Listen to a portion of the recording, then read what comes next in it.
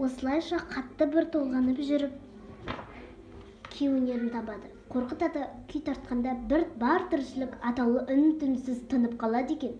Ол туралы аңыз-әңгімелер, эпостық жырлар Қорқыт ата кітабы атты шығармада жинақталған.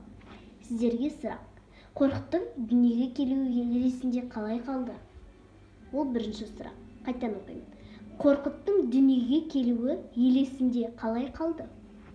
Екінші сұрақ. Ол дүниенің бір шетінен екінші бір шетіне неліктен сапар шеккен? Ол екінші сұрақ. Қайтадан оқимын. Ол дүниенің бір шетінен екінші бір шетіне неліктен сапар шеккен? Үшінші сұрақ. Қорқыт ата қай жерден жанына тыныштық тауыпты? Қорқыт ата қай жерден жанына тыныштық тауыпты?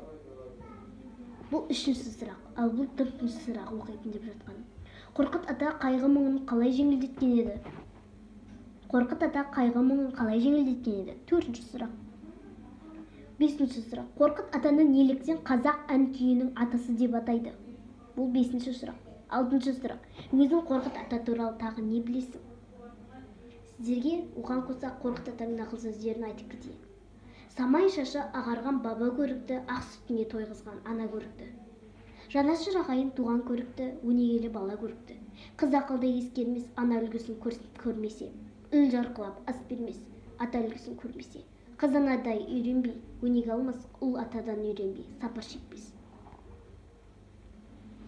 Міне осы жаңағы сұрақты пікір қалдырып кетіңіз. Сұрағына жауап жазыңыз, іздеңіз. Және де осы менің тағы да осындай оқиым десеңіздер, пікір қалдырыңыздар. Және де мен жақсы оқиын ба, жаман оқиын ба, маған баға беріңіздер. Мәнерлеп оқыдым деп ойлаймын. Сау болыңыздар. Бұл жалғасы.